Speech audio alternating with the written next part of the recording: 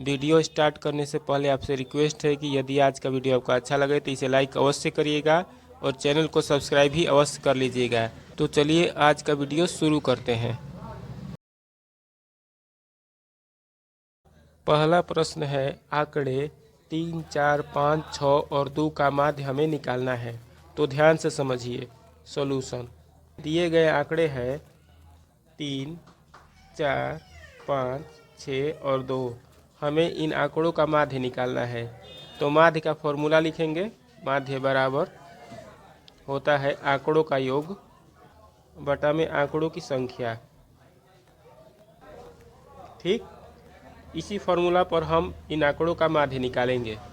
तो दिए गए आंकड़ों का योग करेंगे, मतलब 3 + 4 + 5 + 6 + 2 बटा में आंकड़ों की गिनती करेंगे कि कितने आंकड़े हैं। तो यहाँ पर 1, 2, 3, 4 और 5 आंकड़े हैं। 1, 2, 3, 4 और 5 आंकड़े हैं। तो जितने आंकड़े हैं उससे भाग कर देंगे, मतलब 5 आंकड़े हैं तो नीचे 5 कर देंगे।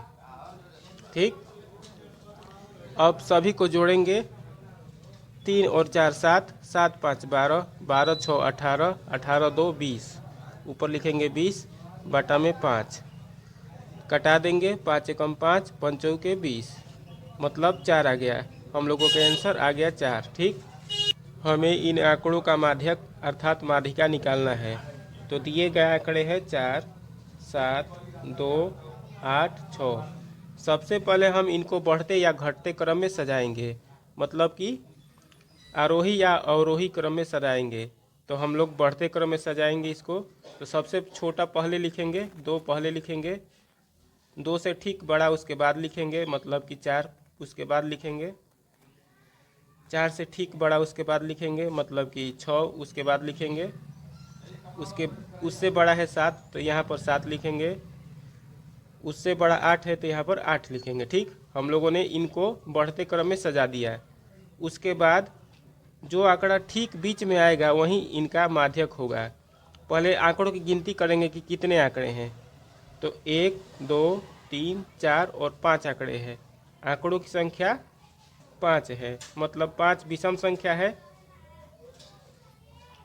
जब भी आंकड़ों की संख्या विषम होता है तो आंकड़ों के ठीक बीच में एक आंकड़ा बचता है, मतलब कि दाएं और बाएं ओर से कटाते जाएंगे तो बीच में ठीक एक संख्या बचेगा। जैसे कि देखिए, यहाँ से एक आंकड़ा कटा देंगे, फिर यहाँ से एक आंकड़ा कटाएंगे, फिर यहाँ से एक काटेंगे, फिर यहाँ से एक काटेंगे, तो ठीक बीच में 6 बचेगा, केवल एक आंकड़ा बचेगा। तो वही माध्यक हो जाएगा। तो माध्यक बराबर बीच में बच रहा है 6, तो हो जाएगा 6। हम लोगों ने आंसर प्राप्त कर लिया। ठीक, अब हमें इन आंकड़ों का माध्यक निकालना है। तो सबसे पहले हम इन आंकड़ों को बढ़ते या घटते क्रम में सजा देंगे। तो हम लोग बढ़ते क्रम में सजाएंगे। पहले सबसे छोटा आंकड़ा पहले लिखेंगे, मतलब 3 पहले लिखेंगे, उसके बाद 4 लिखेंगे, उसके बाद 5 लिखेंगे, उसके बाद 6 लिखेंगे, उसके बाद 8 लिखेंगे, उसके बाद 9 लिखेंगे। ठीक, हम लोगों ने इन आंकड़ों को बढ़ते क्रम में सजा दिया है। उसके बाद गिनती करेंगे कि कितने आंकड़े हैं। तो गिनेंगे इसको, 1, 2, 3, 4, 5 और 6 आंकड़े हैं। आंकड़ों की संख्या 6 है। ठीक, आंकड़ों की संख्या 6 है, मतलब सम आंकड़े हैं, मतलब आंकड़ों की संख्या सम में आ रहा है, सम संख्या में आ रहा है। तो ठीक बीच में 2 आंकड़े बचेंगे। जब हम दोनों ओर से एक एक आंकड़े हटाते जाएंगे, मतलब काटते जाएंगे, तो इन दोनों के ठीक बीच में 2 आंकड़े आएंगे, मतलब कि ठीक बीच में 2 आंकड़े आएंगे। जब हम दोनों ओर से एक एक आंकड़े काटते जाएंगे, हटाते जाएंगे, तो इन आंकड़ों के ठीक बीच में 2 आंकड़े आएंगे, और उन आंकड़ों को जोड़कर जब हम 2 से भाग करेंगे तो हम इन आंकड़ों का माध्यक निकाल सकते हैं। तो ध्यान से समझिए, यहाँ से एक आंकड़ा काटेंगे, फिर यहाँ से एक आंकड़ा काटेंगे, फिर इस साइड से एक आंकड़ा काटेंगे, फिर इस साइड से काटेंगे। तो यहाँ पर बीच में 2 आंकड़े बच रहे हैं। इन दोनों को नहीं काटेंगे, क्योंकि जब हम इन दोनों को काटेंगे तो बीच में कुछ भी नहीं बचेगा, इसलिए इन दोनों को छोड़ देंगे और इन दोनों को जोड़कर 2 से भाग करेंगे तो हम इन आंकड़ों का माध्यक निकाल सकते हैं। आंकड़ों का माध्य बराबर, यहाँ पर ठीक बीच में दो आंकड़े बच रहे हैं तो दोनों को जोड़ेंगे, मतलब 5 + 6 और 2 से भाग कर देंगे। 6 × 5 = 11/2। 11 में 2 से भाग करेंगे तो 5.5 आएगा, 5.5 आएगा। ठीक, हम लोगों ने आंसर प्राप्त कर लिया। अब नेक्स्ट क्वेश्चन को सॉल्व करते हैं। हमें इन आंकड़ों का बहुलक निकालना है। तो इन आंकड़ों का बहुलक निकालने के लिए हम देखेंगे कि इन आंकड़ों में कौन सा आंकड़ा सबसे अधिक बार आ रहा है, मतलब कौन सी संख्या सबसे अधिक बार रिपीट हो रहा है। तो यहाँ पर हम देखते हैं कि 3 1 बार 2 बार आ रहा है। तो 3 कितना बार आ रहा है? 2 बार आ रहा है। अब हम 2 की गिनती करेंगे, 2 कितना बार आ रहा है? तो 2 1 बार 2 बार और 3 बार आ रहा है। तो 2 3 बार आ रहा है। ठीक, 4 केवल 1 बार आ रहा है, 5 केवल 1 बार आ रहा है और 6 केवल 1 बार आ रहा है। मतलब कि 2 सबसे अधिक बार आ रहा है, मतलब 2 3 बार आ रहा है, मतलब 2 सबसे अधिक बार आ रहा है, मतलब 2 सबसे अधिक बार रिपीट हो रहा है। इसलिए इन आंकड़ों का बहुलक हो जाएगा 2, क्योंकि 2 सबसे अधिक बार रिपीट हो रहा है। इसलिए इन आंकड़ों का बहुलक हो जाएगा 2, मतलब कि आंकड़ों का बहुलक हो जाएगा 2। ठीक, हम लोगों ने आंसर प्राप्त कर लिया। अब नेक्स्ट क्वेश्चन को सॉल्व करते हैं। हमें इन आंकड़ों का परिसर निकालना है। तो सबसे पहले हम परिसर का फॉर्मूला लिखेंगे। परिसर बराबर होता है अधिकतम आंकड़ा माइनस न्यूनतम आंकड़ा।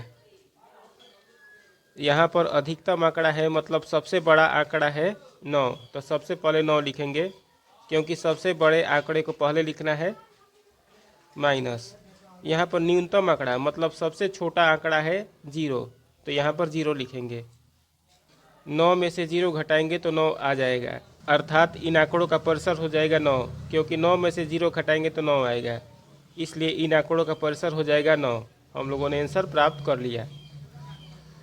अब नेक्स्ट क्वेश्चन को सॉल्व करते हैं। हमें इस वर्ग अंतराल का वर्ग चिन्ह निकालना है, मतलब वर्ग अंतराल 10 से 20 का वर्ग चिन्ह हमें निकालना है। तो हम इस सूत्र की सहायता से वर्ग चिन्ह निकालेंगे। तो सूत्र है वर्ग चिन्ह का, वर्ग चिन्ह बराबर उच्च सीमा प्लस निम्न सीमा बाई 2।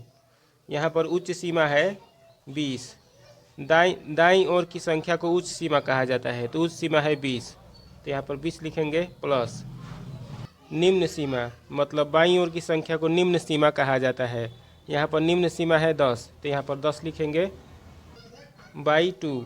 ठीक, दोनों को जोड़ेंगे, 20 + 10 = 30 बाई 2। 2 से कटा देंगे, 15 बार में कट जाएगा। मतलब कि वर्ग अंतराल 10 से 20 का वर्ग चिन्ह आ गया 15। हम लोगों ने आंसर प्राप्त कर लिया। ठीक, हमें इन दिए गए आंकड़ों का माध्य अर्थात मीन निकालना है। तो माध्य अर्थात मीन का सूत्र होता है आंकड़ों का योग बटा में आंकड़ों की संख्या, या संख्याओं का योग बटा में संख्याओं की संख्या। ठीक, तो इन आंकड़ों या इन संख्याओं का माध्य निकालने के लिए सभी संख्याओं को जोड़ेंगे और जितनी संख्याएं हैं उससे भाग कर देंगे। ठीक, तो यहाँ पर 2 है तो 2 लिखेंगे, 2 + 3 + 3 + 4 + 2 + 5 + 2। ठीक, बटा में कितनी संख्याएं हैं यह गिनेंगे, 1 2 3 4 5 6 7 संख्याएं हैं, तो 7 से भाग कर देंगे। ठीक, सभी को जोड़ेंगे, 2 3 5 5 3 8 8 4 12 12 2 14 14 5 19 19 2 21 21 बटा में 7 कटा देंगे, 3 बार में कट जाएगा। ठीक, अर्थात इन दिए गए आंकड़ों या संख्याओं का माध्य आ गया 3। हम लोगों ने आंसर प्राप्त कर लिया। ठीक, अब हमें इन दिए गए आंकड़ों या संख्याओं का माध्य विचलन या मीन डेविएशन ज्ञात करना है। ठीक, तो इन संख्याओं का माध्य विचलन या मीन डेविएशन ज्ञात करने के लिए सबसे पहले हम इन संख्याओं या आंकड़ों का माध्य निकालेंगे। इन संख्याओं या आंकड़ों का माध्य 3 आया है, हम पहले निकाल चुके हैं। ठीक, अब हम इन आंकड़ों का माध्य विचलन या मीन डेविएशन ज्ञात करेंगे। ठीक, तो ध्यान से समझिए कैसे निकलेगा। माध्य विचलन बराबर प्रत्येक संख्या और माध्य का डिफरेंस अर्थात अंतर निकालेंगे। तो 2 और 3 का डिफरेंस है 1, तो यहाँ पर 1 लिखेंगे, प्लस 3 और 3 का डिफरेंस है 0, तो यहाँ पर 0 लिखेंगे, प्लस 3 और 3 का डिफरेंस है 0, तो यहाँ पर 0 लिखेंगे, प्लस 4 और 3 का डिफरेंस है 1, तो यहाँ पर 1 लिखेंगे, प्लस 2 और 3 का डिफरेंस है 1, तो यहाँ पर 1 लिखेंगे, प्लस 5 और 3 का डिफरेंस है 2, तो यहाँ पर 2 लिखेंगे, प्लस 2 और 3 का डिफरेंस है 1, तो यहाँ पर 1 लिखेंगे। ठीक, प्रत्येक संख्या और माध्य का डिफरेंस हम निकाल कर जोड़ देंगे, ठीक, बटा में। अब संख्याओं को गिनेंगे कि कितने संख्याएं हैं।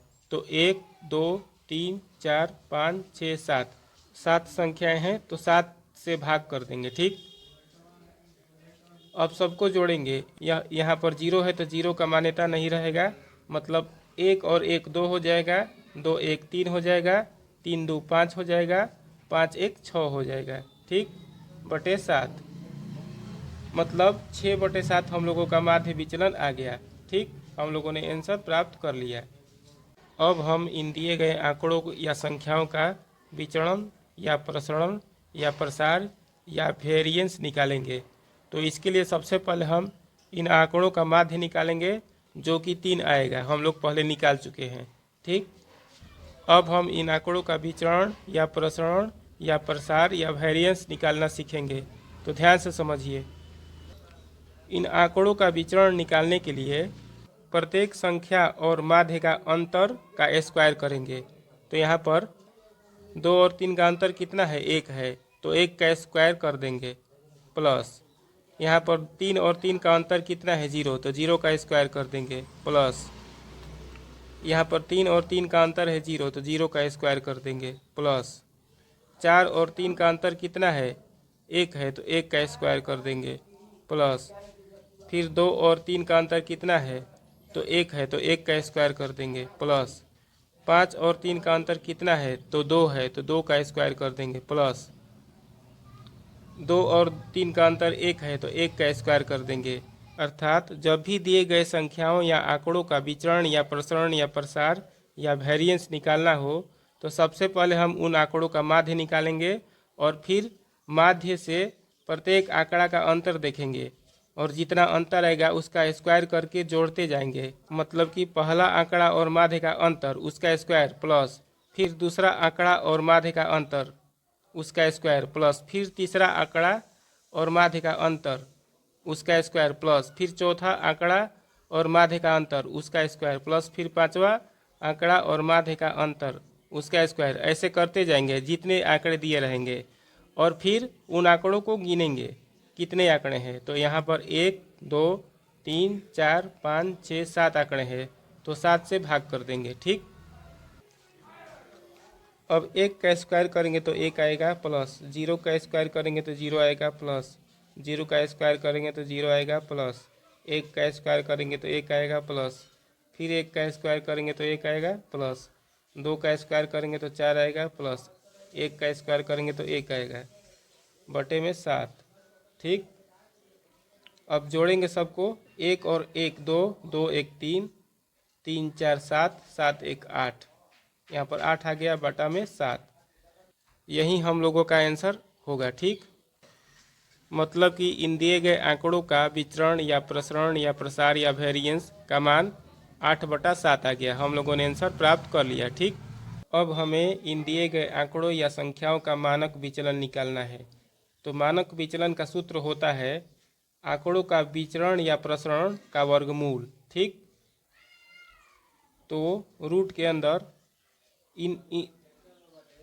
इन आंकड़ों का मानक विचलन निकालने के लिए सबसे पहले हम इन आंकड़ों का विचरण या प्रसरण निकालेंगे, जो कि हम ऑलरेडी निकाल चुके हैं। इन दिए गए आंकड़ों का मानक विचलन निकालने के लिए सबसे पहले हम इन दिए गए आंकड़ों का विचरण या प्रसरण निकालेंगे, फिर इसका वर्गमूल कर देंगे तो मानक विचलन निकल जाएगा। तो हम ऑलरेडी इन आंकड़ों का विचरण या प्रसरण निकाल चुके हैं। इन आंकड़ों का विचरण या प्रसरण आया है 8/7, तो यहाँ पर 8/7 लिखेंगे। मतलब कि इन दिए गए आंकड़ों का मानक विचलन का मान रूट के अंदर 8/7 आ गया। हम लोगों ने आंसर प्राप्त कर लिया। ठीक।